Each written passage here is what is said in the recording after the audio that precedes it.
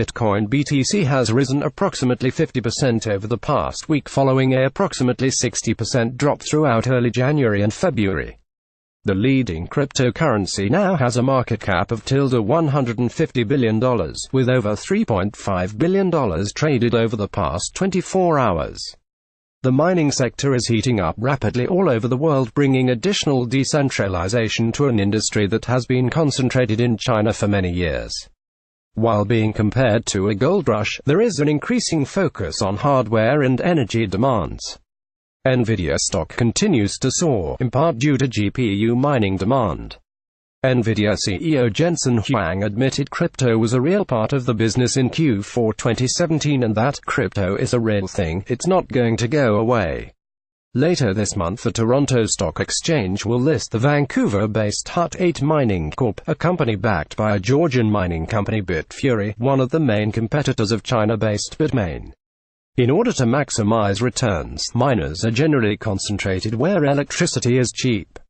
These geographic locations typically have renewable or alternative energy sources, as is the case in Washington state and Iceland. Washington state has seen a large uptick in mining activity recently due to relatively cheap hydroelectric power and a large quantity undeveloped land.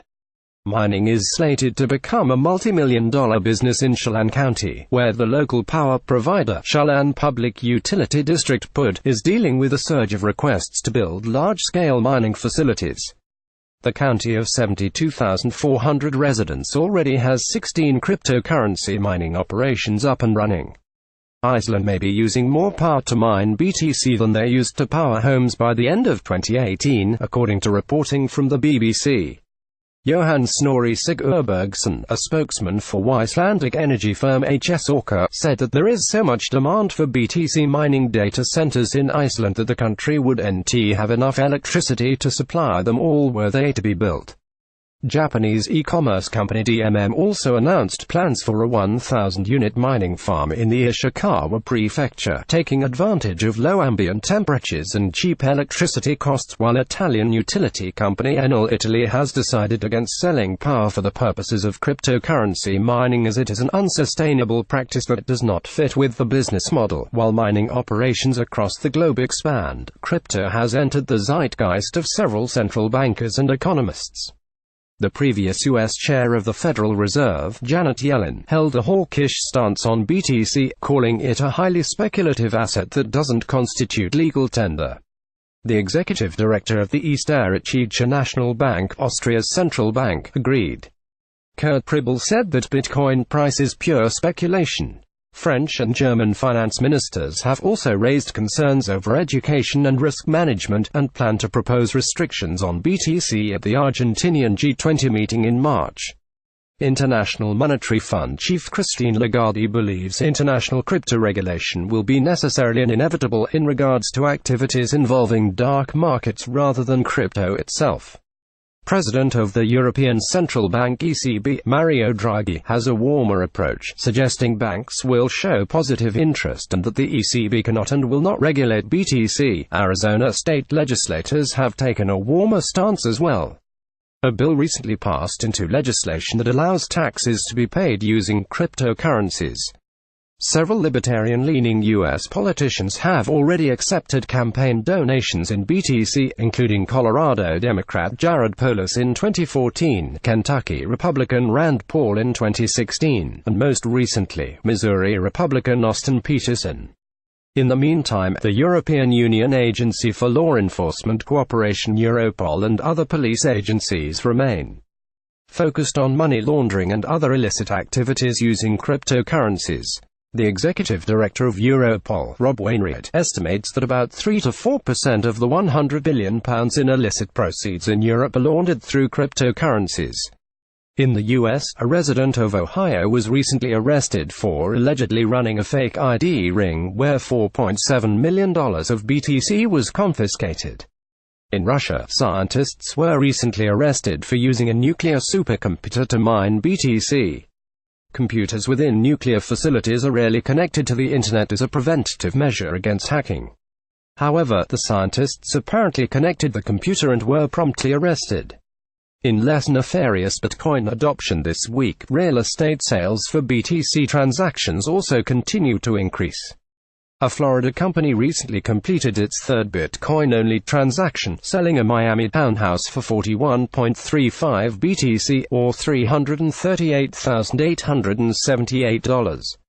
A previous Bitcoin-only Miami transaction included a penthouse for 33 BTC, or $547,000 at the time.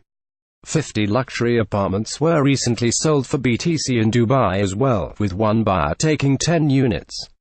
However, banks outside the US have begun to ban BTC purchases with credit cards, including the Bank of Ireland as well as several banks in the United Kingdom. Pantera Capital CEO Dan Moorhead continues to remain extremely bullish, saying, "There's such an institutional appetite to get exposure to this. It's a $500 billion asset class that nobody owns. That's a pretty wild circumstance." Institutional traders continue to gain exposure to crypto through CME's BTC cash-settled futures. Exchange-traded volume this week has been led by US dollar Tether USDT, US dollar USD, and Japanese yen JPY trading pairs. Over-the-counter volume globally is nearing record highs set in December. Technical analysis: the current BTC trend is roughly neutral, based on high time-frame metrics. Indicators such as the Ichimoku Cloud, Exponential Moving Averages EMA, Relative Strength Index RSI, Pitchfork, and basic chart patterns help determine entry and exit points, as well as the state of the trend. The Ichimoku Cloud on the weekly chart remains bullish, but its metrics do not provide any long entry or exit signals. Price bounced off the 50-day EMA and 50 on the RSI for the first time in several months. This indicates a sustained bull trend with a complete momentum reset. Bullish continuation is likely if the 50 level on the RSI continues as support. The previous weekly candle formed a dragonfly doji, a bullish reversal candle, which will be confirmed as a reversal following a consecutive green candle this week. The Ichimoku Cloud metrics on the daily chart are all bearish. Although this would typically trigger a short entry, the distance of price from the Kijun suggests that the asset remains heavily oversold. An optimal short entry would occur when price returns to, but does not breach, the Kijun. This would indicate bearish continuation. February 6 also marked the highest daily trading volume since China banned trading in early 2017. Volume spikes such as this are highly suggestive of an interim trend reversal, as was the case on September 15. The next long entry signal indicated by the Ichimoku Cloud on this time frame will not trigger until all its metrics flip bullish again.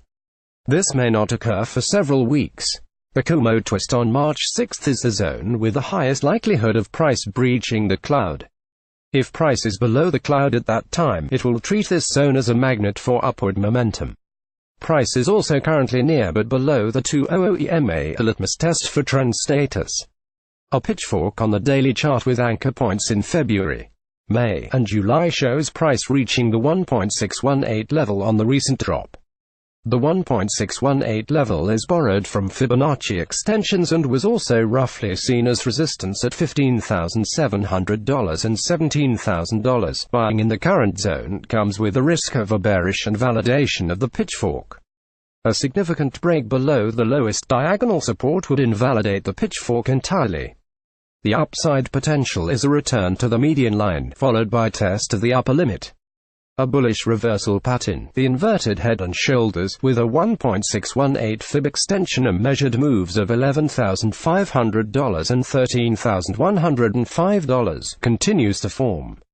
The horizontal levels of this pattern strongly correlate with support and resistance levels from previous order blocks.